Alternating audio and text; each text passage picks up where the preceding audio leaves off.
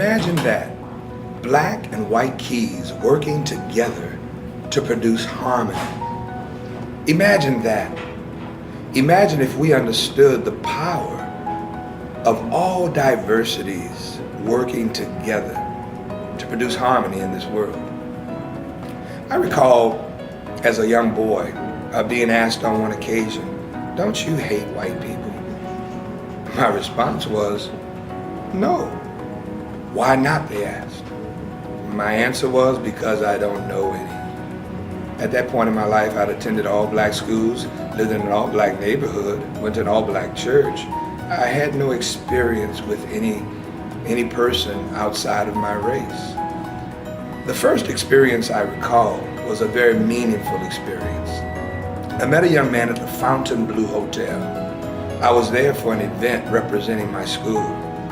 I noticed standing out in the lobby area this tall white boy. That's what I called him. Long gold hair. He talked a lot. He seemed to talk to everybody. When the doors to the ballroom opened, I began to look for my seat. I discovered he and I would share a table. And at the table, he continued to be friendly and talkative. And I found myself being cold and distant. I wasn't sure why. I just prejudged him before I even knew him. While dinner was being served, he noticed my glass was empty. I recalled he stood up, he walked to where I was seated, and he asked if he could fill my glass. Surprisingly, I looked up and said, "Sure."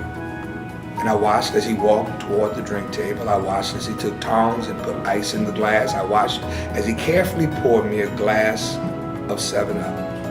He waited for the bubbles to go down, and then he filled it to the brim.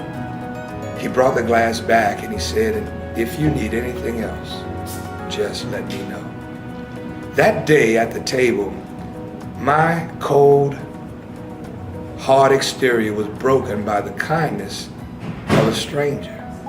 We began to talk and discovered we had a lot in common. And the more he shared, the more I shared, the more I grew to like him. I judged him initially before I actually knew him. It seems to me that in order to produce harmony in this world, it's going to require conversation. It's going to require us discovering what I call common ground. All too often, we tend to focus on the things we don't share in common. We focus on our differences. I think to produce harmony in this world, it's going to be important for us to discover common ground and to do so by having good conversations one with another, to get to know each other. One of my heroes in history, Jesse Owens, said, "If you walk together long enough and talk long enough, there's absolutely nothing you can't solve." I'm committed, and Dynamic Living is committed to walking and talking with people of all races, all backgrounds, all persuasions of life, to get to know you better. And that's my challenge to each of you. Find folk who are different, engage them in conversation. Try your best to discover what you share in common, what is indeed your common ground. I think in doing so, you might discover that we share more in common than we share different. Once we understand common ground, it makes it easier to dialogue and negotiate what might be uncommon ground. We can have the kind of harmony that's produced by the piano if we simply communicate and work together. You can do it. Oh yes you can.